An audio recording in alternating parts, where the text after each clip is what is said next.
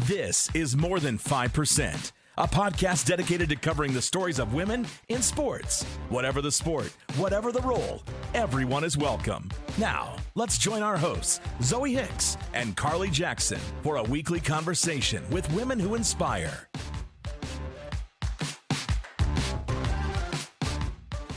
Welcome back to More Than 5%. I'm one of your co-hosts, Zoe Hicks. And I'm your other co-host, Carly Jackson. Today, we have three of my favorite people in the whole world on with us, three amazing baseball players that I've grown up playing with and have just had the pleasure of seeing your athletic careers and continuing to play with all three of you. We have Jillian Stymest, Ali Stymest, with no relation, and my dear twin sister, Jenna Jackson. Super happy to have you guys on today. So to provide a little bit of background for our listeners, all five of us still continue to play baseball at a competitive level. We all represent our province at the Senior Women's National Baseball event in Canada. For all of the Americans listening, a province is like a state in Canada. It is how we separate our regions, our provinces and territories. The territories are the three up top, closest to the Arctic Circle, and our provinces are along the bottom that border the United States. So myself, Jillian, Jenna, and Ali, we play for Team Nova Scotia, and we would compete against other provinces like Team Manitoba, where Zoe Hicks would compete for. Big topic of conversation here is we want to talk about the landscape of women's baseball in Canada. The three of us have really, all five of us really, but we've grown up playing together. We've recently competed in a national tournament playing as teammates, and Zoe is someone who would be our competitor. So we have a lot of history here. Go Team Nova Scotia, horns down, baby. Okay, before we go any further, I would really like to get into our usual start-off portion is called Good Shit. So for our listeners, it is something that we highlight about our day. It's very important to highlight just good things that happen in your life, something that you might be grateful for. It's very easy to focus on the negative or the things that you might be worrying or concerned about. But on the show, we like to highlight the positives and make the world a slightly better place. Zoe, what is your good shit?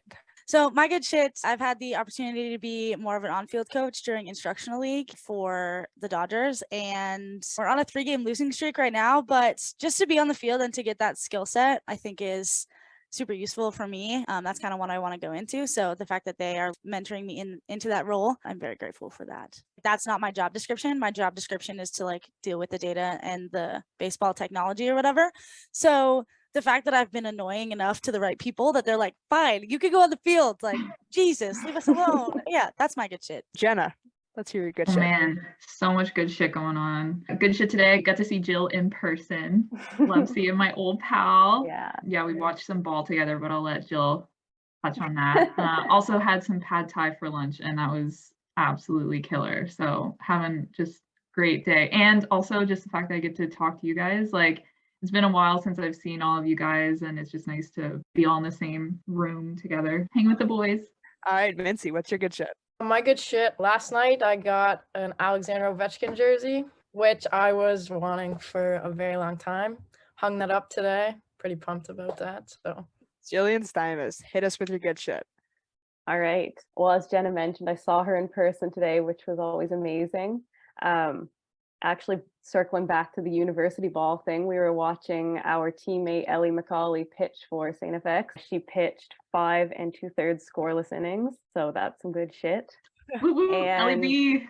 All right, and I'll round it out with my good shit. This happened a few days ago. I've been sick the past couple of days, but a few days ago, I was able to see in person during this time of recording. It was a few days ago. I got to see Aaron Judge's historical 61st home run against the Blue Jays. I believe it was the tying home run for this record. And I was sitting next to none other than my teammate, Bree Wilson-Bennett, and Sammy Jo Small, who is a huge mentor for me growing up. I idolized her like crazy. And now she happens to be the president of the team that I play for. So it was pretty cool to experience that moment with her and to sit next to her. And I also met the Carnegies, the part owners of our team, and they were lovely people. Got to see some great baseball and just vibe. It was amazing. That is my good shit. So let's start from the beginning. I would say the three of us, so myself, Carly Jackson, Jillian Stymest, and Jenna Jackson, we all began playing together in 2014 was our first year. But I would love if Jillian and Jenna, you guys could talk about your experience in the program in the year, it probably would have been 2011, your guys' first year maybe? Just take the reins, and I want to know how it started for you guys. Yeah, so first off, I just want to say thanks to both of you for having me on. It's a huge honor. Actually, Jenna and myself started off with the Team Nova Scotia baseball program actually in 2009. Jenna was the ripe age of 12 and I was 13, just turning 14. So that's when our careers kickstarted with the province. And then of course, Carly, you joined in 2012, which was a legendary year for the Team Nova Scotia 16U girls. So that's how things started with the three of us. So I'd love to hear from you guys about how your baseball careers originally started. What got you into it? What was your first day like? Anything that you can remember from your first passion of the sport that got you going? Okay, so my dad asked me when I was about 9 years old if I wanted to play baseball. A bunch of the other guys that I played hockey with were playing that year. They started playing that year. So I was like, yeah, sure, why not? Tried out for my team in Moncton, made the team, and then just grew up with that program. And then when I was 13, I started playing with Team New Brunswick, so the female program. That's when I switched over and played both. Played for Team New Brunswick for about 3 years, played through the 16U program. And then once I finished 16U, I moved up to 21U, and I had to transfer to Nova Scotia because New Brunswick didn't have a 21U team. And then now I'm playing with the senior women's team with Nova Scotia. So we have an athlete here who's traveling provinces to play baseball. Interesting concept, folks, and an incredible level of commitment. Jenna, I'd love to hear where you come from, how you started, and what keeps you going on the baseball field. I started just a little 5-year-old Jenna. Family grew up, grandfathers, dads, uncles, all playing ball. So it was just something that was kind of inevitable. And I come from like a small town, rural community in Nova Scotia, actually, like Jill and I both do. And so there's limited options for kids in sport, and baseball was one of the big things where I came from, and just fell in love with it, played with the boys up until I was about 17. I was playing with boys. When I was 12, we were introduced to female programs and got rolling with that. And the rest is history. Like I just fell in love with being able to play the game with other girls, play against boys. We had a rocky beginning with the female program, but it has grown exponentially in the province, and it's just been a joy to participate in, coach in, and watch grow.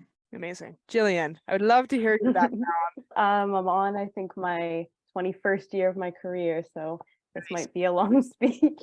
So yeah, I started off as 6 years old when I started. I was actually playing both baseball and soccer when I was that age, just because I was a kid that loved sports. And then it got to the point after a couple of years where my parents are like, all right, we don't have the time to do both. Like, you have to pick one. And at that point, it was a no-brainer because I had just fallen in love with baseball in a different way. I had fun playing soccer, but it just wasn't the same. So I chose the baseball path. I grew up playing in Kingston. That's where I grew up. I just played on just boys rec teams for a bit, and then just gradually worked my way up to some higher levels. And then when I was 14 years old, I started with the provincial team. It was the same year that Jenna started, as we mentioned. My journey is a little funny because at the older end of the core group of females playing in Nova Scotia, by the time I aged out of 16U, I didn't really have a place to play. At that point, the province hadn't progressed to having 21U or senior teams. So at that point, I went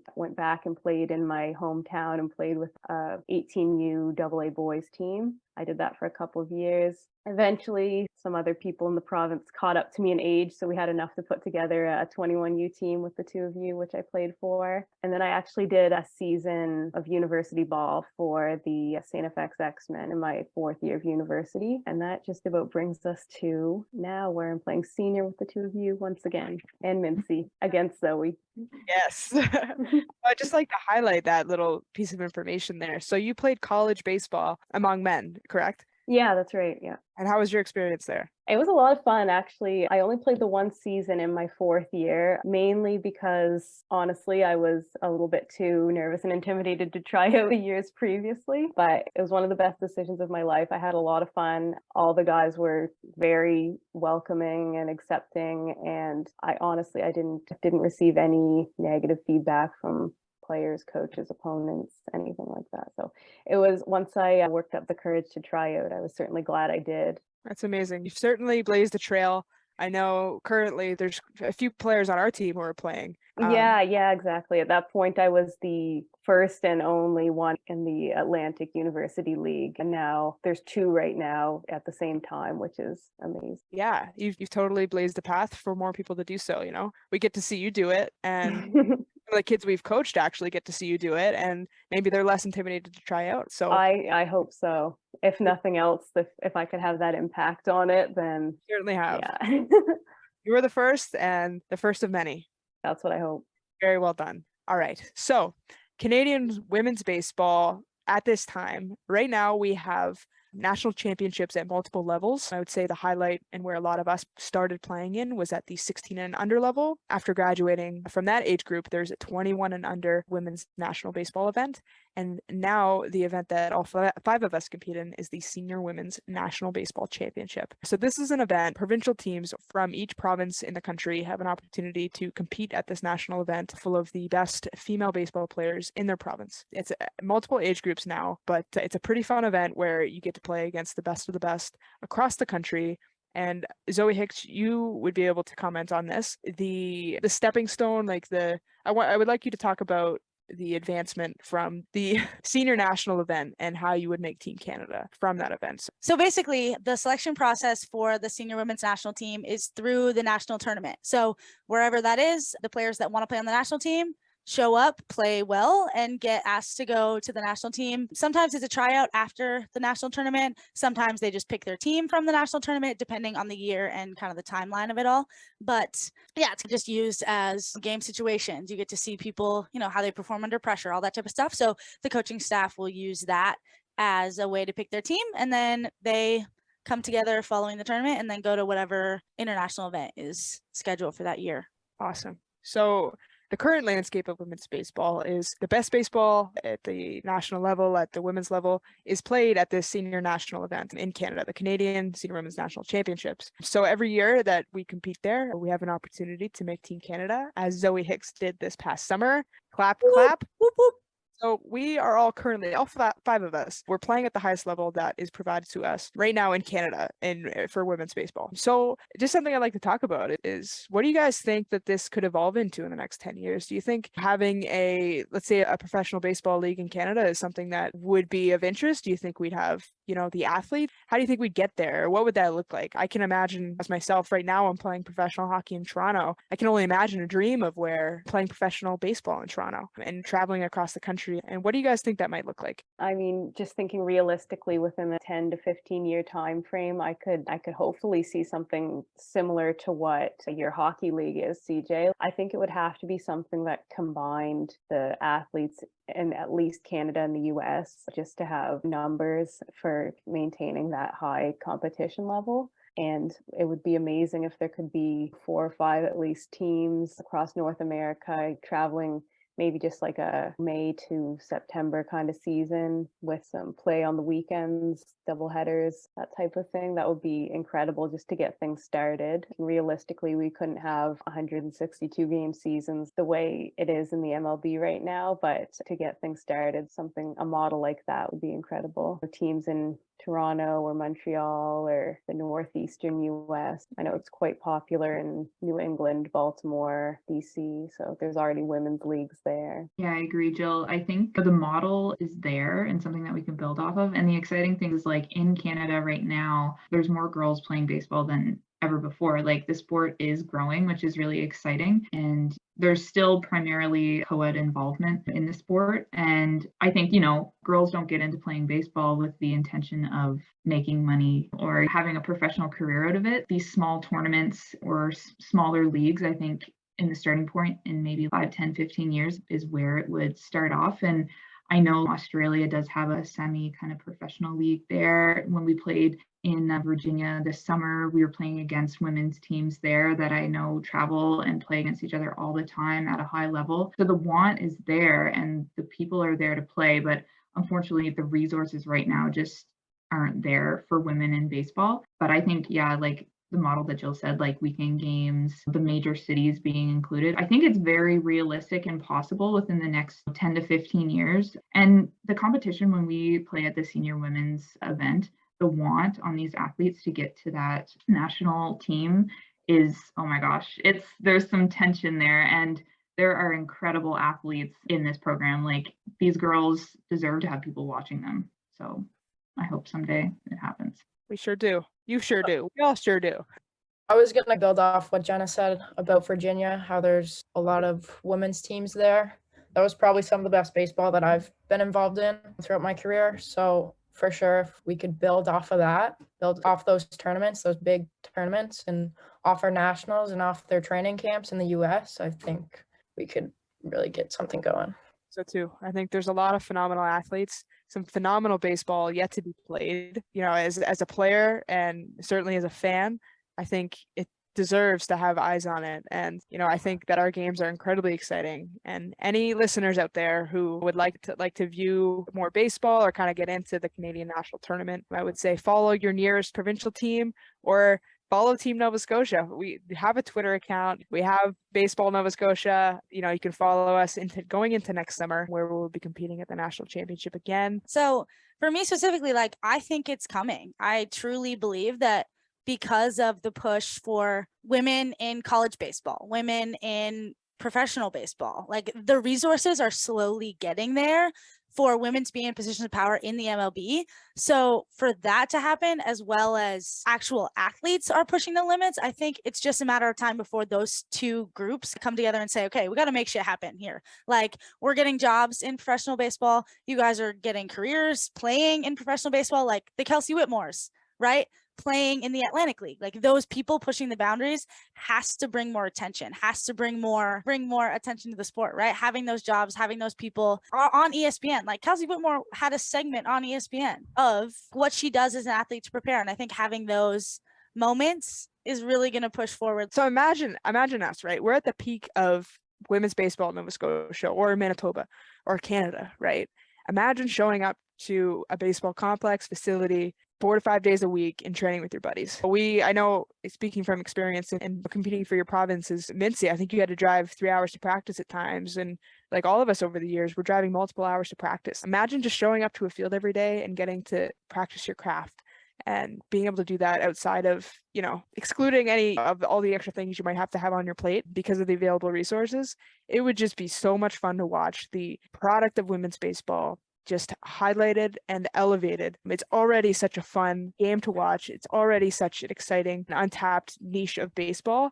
So I think an elevated version of that would just be phenomenal and so entertaining. And it would just be so fun for players like you guys and like us. And I hope that's an opportunity one day for young athletes and for younger versions of ourselves. You also look at it like the high level of baseball that is happening right now is like a side hustle almost, right? Like, you don't get paid for it. You're not 100% focused on it throughout the year. You have a job, you have school, you have, even in Mincy's case, you have other sports going on. You're training for something else. And then you show up to baseball and you're performing at a very high level. Could you imagine the level of baseball that could come out of it if that's all you have to focus on? All you have to focus on is eat clean, lift weights, focus on baseball, become the best baseball player that you can possibly be. Like, holy shit, this is like a week in July and August once a year. And this product that we have is like mind-blowing at times. You know what I'm saying? Like, we had 800 people, I would say, average at the 5-game set in Thunder Bay. And those people were so excited to watch us play baseball. And that was a very high level. I have very good baseball product to be showing that audience. Can you just imagine? You don't have to have a job. You get paid to be the best baseball player you can be. How good could you be? How good could you be? Such a good way to put it. Yeah, look at CJ. Look at CJ right now. You are being paid enough now to not have to focus on anything else. You don't have to have another job. You have a fully functioning income to figure out how to be the best goaltender you can be. Yes. How fucking cool is that? How cool is that? The coolest thing. And I just, Coolest thing. I think I want more people to experience that. Like, to be paid? The fuck? Like, I'm out here sweating for free. The hell? I think I've seen you guys grow up. We've essentially grown up together. And I think I've seen all kinds of different athletes across the board. And there's none other more deserving than you guys that I've seen in your heart and your determination to have an opportunity like that. I know it goes beyond that. It's not just about the result and everything like that. But I just think it would be so fun to see you guys do your thing every damn day and be full baseball players. This is what we have right now. So for any of our listeners, tune in to next year's Senior Women's Baseball Nationals. Please cheer for Team Nova Scotia. All right, so I would really like to get into you guys as athletes and just some of your strengths and what make you such great baseball players. You've all been playing for a long time. I think it was either Jenna and Jill, one of you mentioned this is your 21st year of playing ball. That's a hell of a lot of experience, a hell of a lot of memories, and a hell of an athlete. So I'd really like to touch on your guys' skills as baseball players and just some of the things that I've seen over the years, but I want our listeners to understand about your skill sets. So Jill, let's start with you. I've seen you develop over the years, and I've seen you just have a really interesting journey as an athlete, right? Like you played and you were such a strong component of the core of Team Nova Scotia for such a long time. And then because of circumstances, you were forced to not play because there wasn't an age group for you until the senior women's team came around. And during that time, you were instrumental in the development of women's baseball in Nova Scotia specifically and New Brunswick, because I believe that you coached during that time. But now you've come back out of retirement and been absolutely dicing, and these past couple of years have been a real pleasure to watch you develop and just see you show your stuff. But you're one hell of a pitcher. You absolutely rake. We're just smoking baseballs around. Can you tell us a bit about how your journey and coming out of retirement and how you became such a good pitcher and such a good baseball player? Sure, that's a really nice introduction. Yeah, but not gonna lie, it's been tough, the stopping and starting throughout my career. Like I've had to take years off where there just wasn't a place for me to play, which is a really unfortunate reality. So especially in my adult years, it's been difficult. I've gotten rusty, and then I've had the opportunity to play again, and then I've gotten rusty, and that type of things. I guess it takes a lot of determination, and I guess knowing that I'm eventually going to get back out there. I've done my best to, even in the years where I'm not playing on a team competitively, to either stay involved by coaching, to just keep up fitness in general so that I'm ready next time there's an opportunity. But yeah, I guess going back to how I am as a player, I started pitching like when I started playing baseball. That was just something I always knew that I wanted to do. I like the control that you can have over the game when you're on the mound. So that's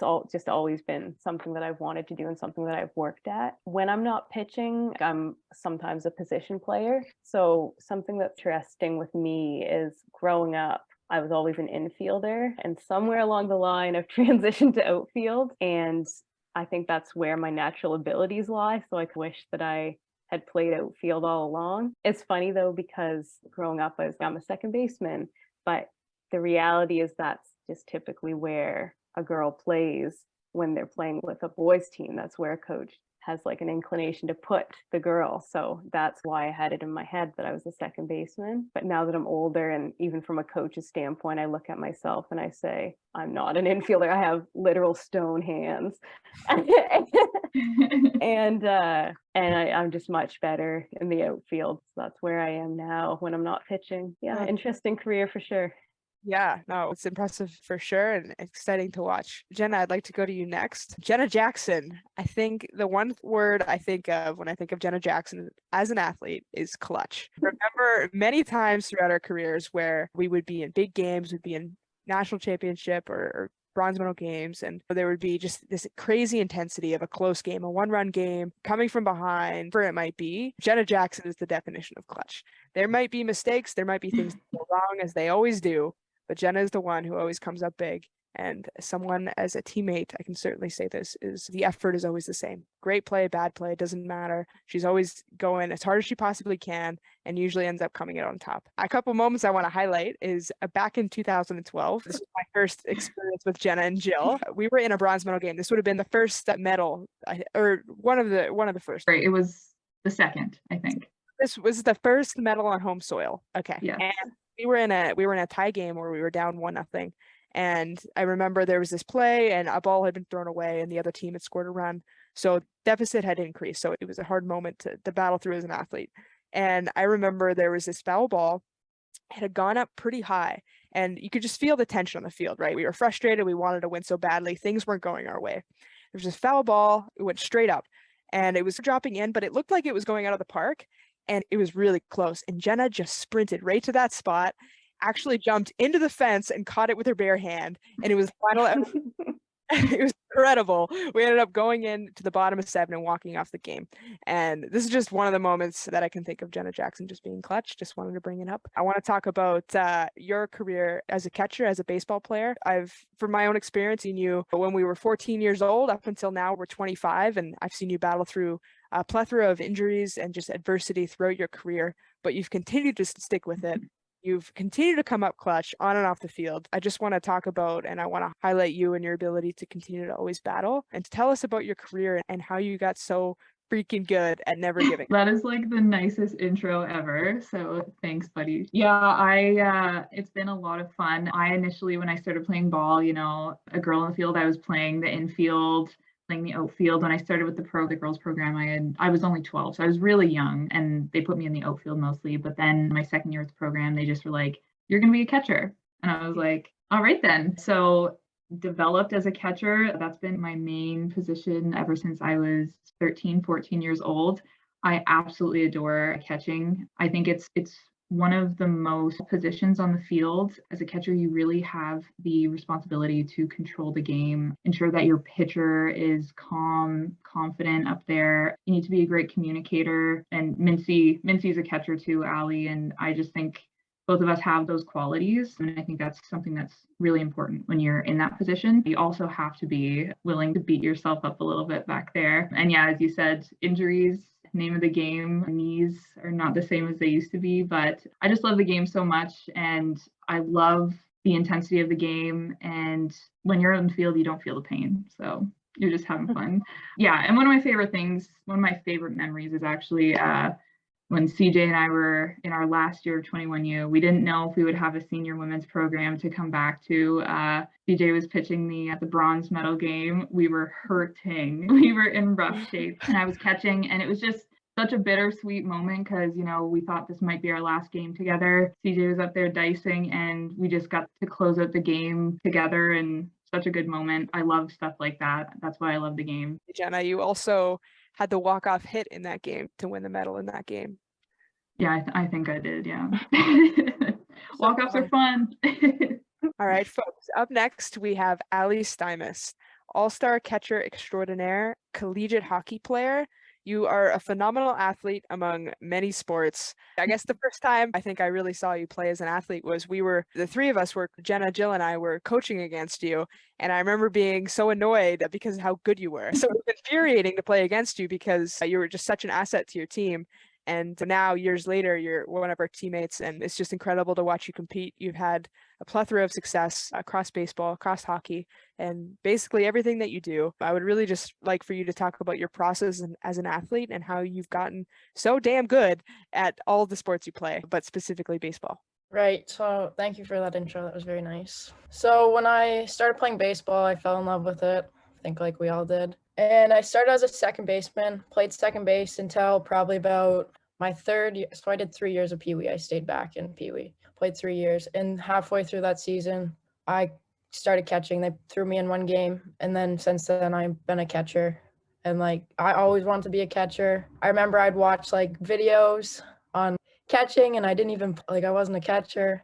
I would just watch breakdowns of film of catching, and I just love catching. So that was my passion for catching, and how it's grown so much because now I'm actually able to catch now that I'm seen as a catcher. Yeah, I think just my passion has made me the player I am today. I've always loved to work hard at baseball, get better. No, I think I have a question I've been thinking about as we've been talking, guys, is as athletes, right? Especially I think as female athletes, sometimes we're put into positions based off of our physiological structure rather than anything else. And I think baseball is so interesting because you can be any size, any shape. You see it in the major leagues. It's a big topic of conversation.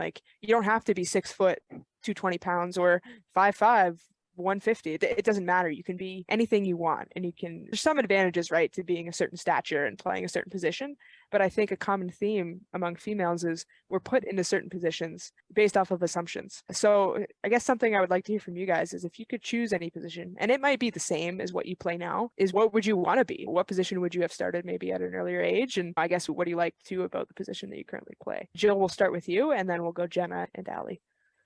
Sure. If I was brave and crazy, I might say catcher, but believe it or not, that's probably the only that I probably don't have interest in playing. I think for me, the answer, I guess, would be center field, which I'm a little bit transitioning into now. As I mentioned before, I was more of a middle infielder, mostly second base, which sounds like Allie also fell victim to, where, oh, second base, you've got the shortest throw in the infield, let's put the girl on the team there. So it's just something that was done without thought. But I think center field feeds on my strengths a little bit more. One of my strengths is tracking. I find I have good speed and good tracking abilities in the outfield, whereas I can't field ground balls very smoothly in the infield. So yeah, I think if I had to pick an everyday position aside from pitching, I think I would say center field. Yeah, I would definitely say your ability to read the ball off the bat, and also your the skill you develop of acceleration off of that read is exceptional. So I think you're an amazing center fielder, and thanks, excited to see you continue to grow in that position. Jenna.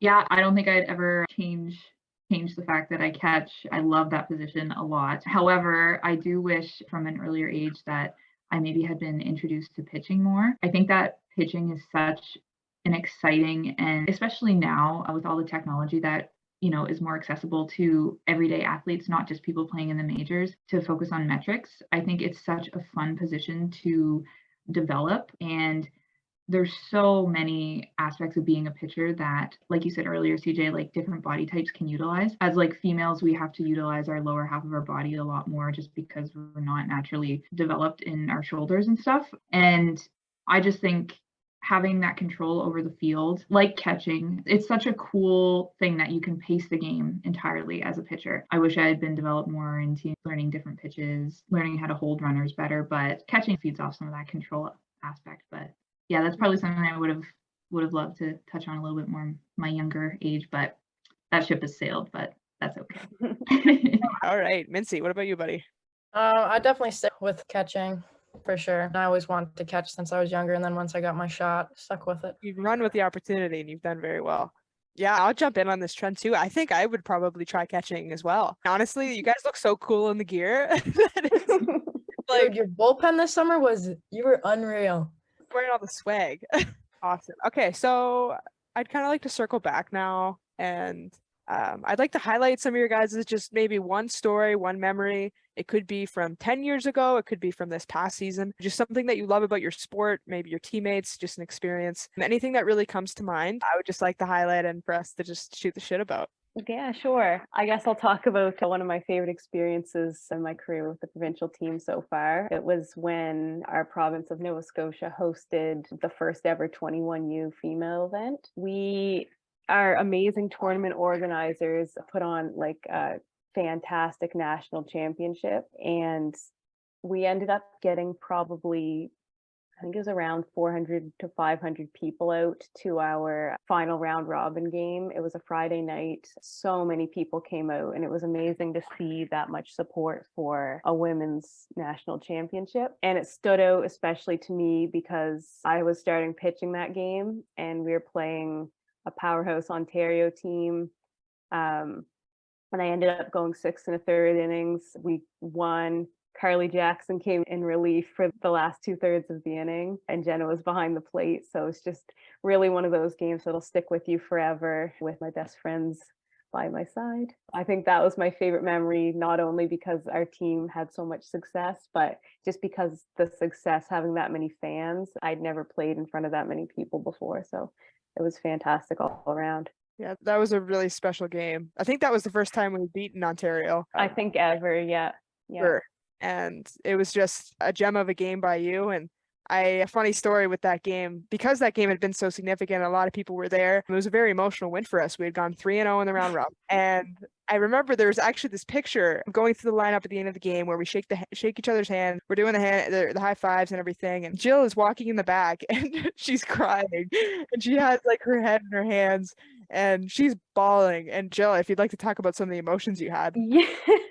Yeah, it was also special for me because that was the first time I had suited up in the Nova Scotia gear since I was finished 16U, and I was 21 at the time. So that added a whole other layer of meaning to me, all the fans, my whole family, and just being able to get that historic win. It was just so many things, couldn't help. And plus I'm an easy crier, so. And at the time, I was actually the social media coordinator for Baseball Nova Scotia. So the first thing I did was I actually put that photo as the wall on the Baseball Nova Scotia website, and it had been there for probably 4 or 5 years. Really, sorry, Baseball Nova Scotia. Sorry, Brandon.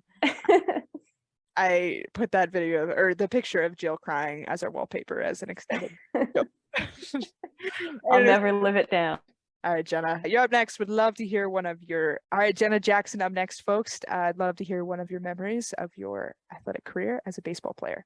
Well, actually, I'm going to take this another route, and I'm going to approach it as when we coached together. I have a ton of great memories playing, but something that was really special that stood out to me over the past couple of years is when Jill, Carly, and I were able to head coach a 16U team, again at a national championship hosted by our province. And the significance of that to me was just, not only was I coaching with 2 of my favorite people on the planet, but we were coaching at a tournament where all 10 provinces were represented.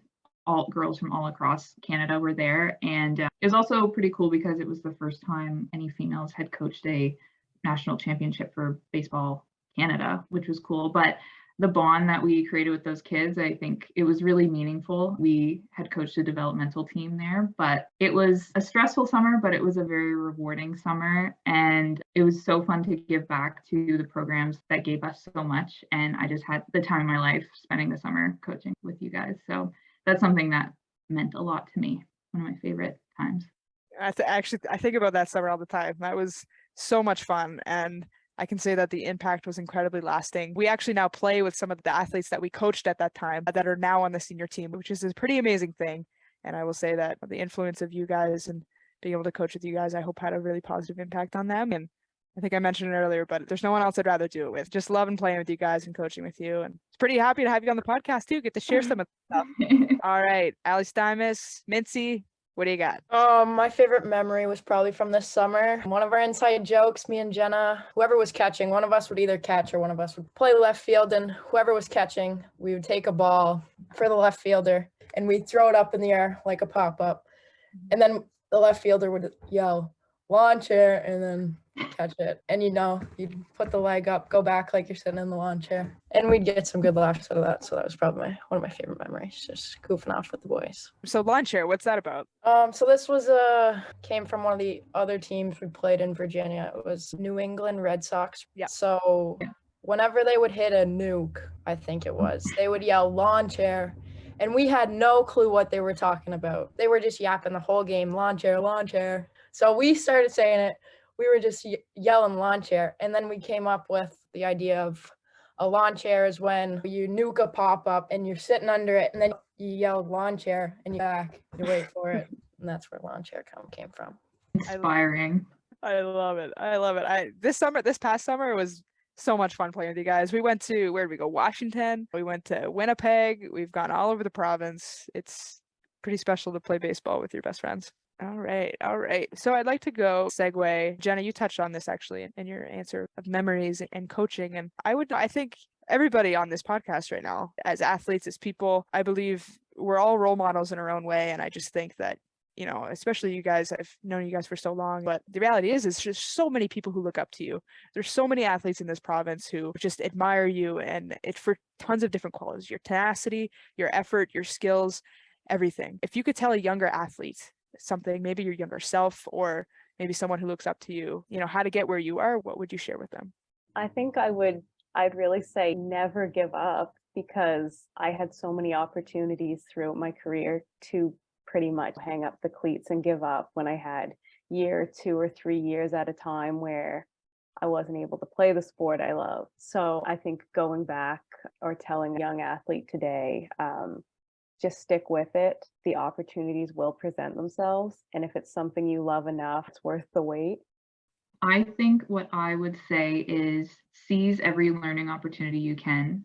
You can learn so much from your teammates, from your coaches, from your parents, whoever. Like, we all come from different coaching backgrounds, different styles, but I can honestly say I've never been coached and not learn something from someone. And I think absorbing all these different types of approaches and styles and attitudes on the field makes you a well-rounded, considerate player. And I just think, that's my big thing. Just try to find a good thing in every situation and learn from it. I would say the same as Jenna, just having a positive mindset with everything. I think that's been the biggest difference from when I was a kid to where I am now. And it's really helped me grow, having a positive mindset, especially because baseball is such a tough sport and you fail so much in baseball, and having that positive mindset can really push you to the next level. Absolutely. I love it. Your guys' answers are like motivational and like super positive, and I love that.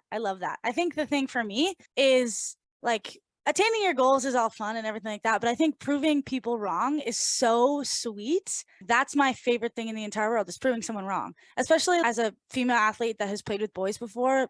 Like having people tell you can't do something and then coming back, yeah, actually I can, watch me. I think that's the most like fulfilling thing. Like, yes, reaching your goals is all fun and good and whatever, but like proving people wrong and being like, yeah, actually, fuck you. Like I can do exactly what I said I was going to do. I love that. Absolutely.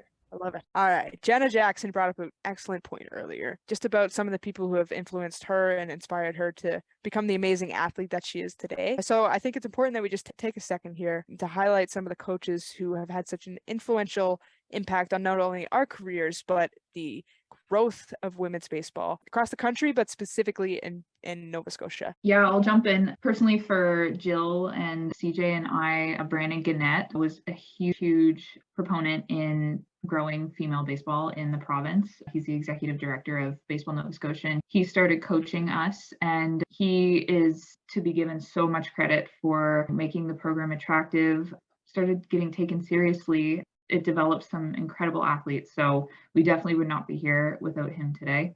Yeah, Brandon's a perfect example of a man leveraging his position of power and his influence to lift up female sports. I think we need to see more of that. But he was well connected in the baseball community in Nova Scotia. When he took over the reins of our program, he ended up drawing in a lot of other great coaches in the future. And he's a huge reason for a lot of our success that we had, definitely.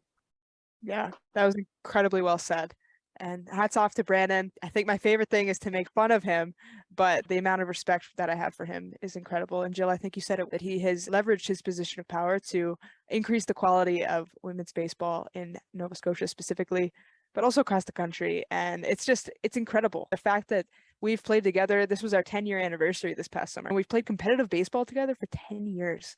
That's more than most people's athletic careers. And we've had a chance to do that at the highest level in our country. And just a huge hats off to Brandon Gannett, just an amazing individual who's showed us how to do it the right way and been able to lead others and continue to grow this beautiful game. But somebody else I'd also like to highlight is our current coach, Mike Conning-Schofer, who is just an incredibly intelligent, compassionate, and determined coach and person who is certainly, teaching us the next level of professionalism, the next level of athleticism, and has really just paving the way for us to be the best athletes that we can be. So shout out to Mike.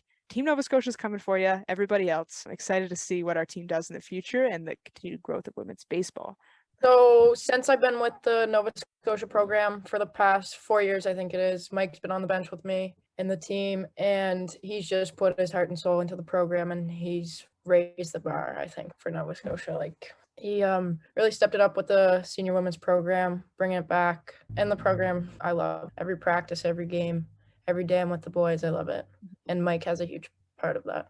He sure does. Jill, I really loved your point of Brandon, and I think Mike does this too, actually, where he's in a position to elevate others, and he's doing that. And I think in women's sport, we're at that point now, right, where that can be such an influential factor in so many programs. And this program is a prime example of that, where I think you mentioned it, where it kind of really wasn't taken seriously and it wasn't marketed, I think, with many people trying out for the team and things like that. And then you take this person who has a great background, great knowledge of the sport, and is well managed, is an excellent representative, a role model, and has just used that knowledge to elevate people who need it. And just the product as an athlete has just been incredible.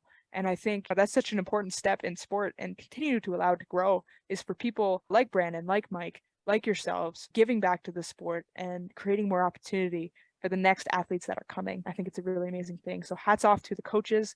There's so many people to name across the list, but I think those are some big ones for us and our program. Absolutely. All right, folks. We're going to get into our hot-hitting questions here. First things first, we talk a lot about baseball. So what's one thing that you're super excited for going into next season? I've actually started just a couple weeks ago. I started an off-season training program with a couple of really great strength and conditioning coaches. And the program started off getting all of my baseball metrics, my exit velos, my velo off the mound, that type of thing. So I'm going to be working through some strength training programs this winter. And I'm just so excited to see how those numbers progress come March, April, when we really get our season rolling. I love it. I love it. Let's go. Yeah, building off Jill, I'll be in a couple of weeks starting a catching program, just working on getting my strength up, getting those knocking the off-season rust off, and just keeping sharp. And I'm also just looking forward to being back on the field. I absolutely love being out there with the boys, and the team that we have is just the best group that I've ever played with, and the camaraderie we have, incredible. So I love every season. For me, it's just getting back on the field with the boys. Again, one of the best groups I've been a part of. Just a place that I can be myself, be happy, just relax. Zoe? Just to clarify for everyone listening, when they say the boys, they mean their female teammates. The only teammates they have are women. So saying the boys is like an inside joke, like it's a joke on the fact that all women had to play with boys. So like when they're like, oh, I want to get on the field with the boys, it's their female teammates. Just so everyone's aware of Thanks, Zoe. No problem. I'm like sitting here and I'm like, I get it, but I don't know if everyone's going to, and we want to be on the same page. For me specifically, it is my first year where I have access to like major league hitting coaches. My ass is going to be sending swing video to them throughout the entire off season. So I'm going to have the most bulletproof swing by the end of the year, hopefully. So using my resources is what I am. You know what you're going to get if we play you? Hit in the middle of the back. That's what I expected. It's okay. It's all right. I'll take it. Chin music. Not with me. Free bases are free bases, man. There you go. There you go. All right, I'll round it out. I think the thing I'm most excited for is just hanging with the boys. No, for real. Like the first time I think that you step on the field with some of your best buddies it's just this really special thing. It brings back almost like all the positive feelings that we've compiled over the years of playing together and the memories and the compete level. It's just pure joy. You get to be yourself. You get to just hang out with your friends and just play hard for each other. I think that's probably one of the most fun things and something I look forward to every single summer. All right. So we're going to go a little bit more rapid fire here. So it's going to be a little bit quicker. You can explain if you'd like to, but you don't have to provide one unless you feel it's necessary. First thing we're going to go through, favorite piece of equipment. You can get one brand new thing going into next season. What's it going to be? I think I would go with Evo Shield. Wait, what area? We got elbow, we got wrist. What do we think? Elbow. Nice, that's clutch. All right, I think I need the all-star two-piece mask and cap, and in the royal blue, baby. Oh, that's gonna look so good on you, JJ. Yeah, let's go. And you need a visor. And a visor. You need a visor. I'd go with all black, all-star catching mitt. Same one that I have now, just new. Well, I mean, from what y'all are saying, I probably need an elbow guard, a leg guard, a wrist guard, a flap on my helmet. Probably the one thing that I love buying is just bats. I love having as many bats as possible. I know they're super expensive, but when I get a new bat, it's like the best Christmas, birthday, whatever. So probably a new bat. Oh, hell yeah. I gotta say, I'm gonna go with cleats. If I got something nice on my feet, I feel fast as fuck, boy. No, for real. I would get like a nice shiny pair of New Balance cleats. Like either something like a nice royal blue, but just something new and fresh, nothing stinky on the feet. I think it'd be great. Next question we got here. Some of the events during professional games is the mascots of teams or of certain brands. They'll do a mascot race where people will dress up in these large and crazy outfits and they'll race around the baseball field and fans will cheer them on. Would you participate in a mascot race? And what mascot would you like to be? 1,000%. And I think I'd have to be Ace. I'm a huge Jays fan, so good choice to rep him. Oh, I'd definitely compete. I'd lose horribly, but I gotta go with the classic. I gotta go with the Wally from the Sox. I'd lose horribly, but I'd get the fans going, get the boys fired up. But yeah, lose horribly. Absolutely. I would participate. Mascot.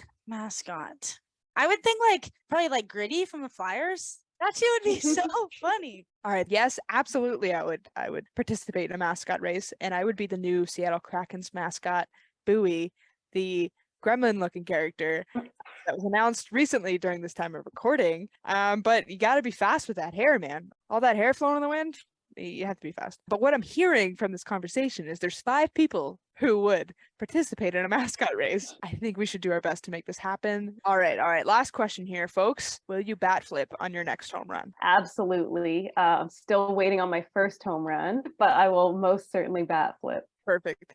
JJ? I'll bat flip on my next infield single any day. Infield singles all day, baby.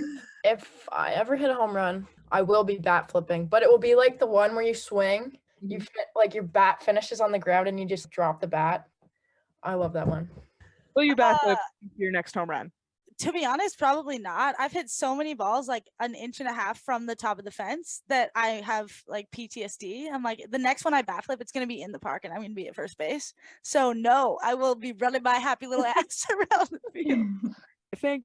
I think I would like to bat flip either on my next bunt or the ground ball. Keep things interesting. Love it. All right, folks. I would just like to say thank you to the 3 of you for making the time to come on the pod today. It's been an absolute pleasure and a joy to highlight your careers and have 3 of my best friends on my new favorite podcast. I just want to say thank you so much for having me and us on. It's a huge honor. I'm so thrilled that you guys are doing this podcast in the first place. It's going to bring across so many valuable pieces of information about women's sports. And like I said, it was a huge honor to be one of your first guests. Yeah, I also just want to jump in and say thank you so much. I couldn't think of 2 better people to spearhead this podcast. And I just hope that all the hard work that you're putting into this reaches some people out there, has a lasting impact. I know that it will, because you 2 are just excellent role models and excellent people to promote it. And yeah, thanks so much for having us. And I cannot wait to see where this goes from here. Friend. Yeah, so anyways, thanks for having me tonight. It was great talking, shooting the shit like Carly always says. I'm really excited to see where this goes, and I think you guys are doing a great job with it. I need to tell a story. So I refer to Jenna Jackson, I think ever since we started playing together when we were 14. We used to joke and tell people that we were twin sisters, that we were separated at birth and la-di-da-di-da. We'd come up with tons of different storylines and whatevers over the years, because typically I would be pitching to Jenna, so it'd be Carly Jackson throwing to Jenna Jackson, and people would assume we're sisters, so we ran with it. So actually in my Twitter bio, I'm still running with it. I still refer to myself as the twin sister of Jenna Jackson. And once I was interviewed, and this was a live interview, and someone asked me about my twin sister, Jenna Jackson, and I very much in detail had to explain that it was a joke. Nobody else knew, and nobody else would ever know, because I've never really explained it. But for those folks at home who might be confused, yes, Jenna Jackson is my twin sister. In our hearts. It's funny too, because like we're both the same height. We're both 25. Like we're both from Nova Scotia. Both play baseball. Both play baseball, separated from birth. So yes, we are twins in heart. Yes, we are. So thank you all for being here today. Thank you all for joining the podcast today. I hope this made your day a little bit brighter and a little bit more about women's baseball in Canada. Thank you everyone for listening to this week's episode. Follow us on Instagram and Twitter at more5PCT, 5 all spelled out. We'll be back at you next Thursday at 11 a.m. Central for another episode. Thank you. Bye. Bye. Bye, guys. Bye.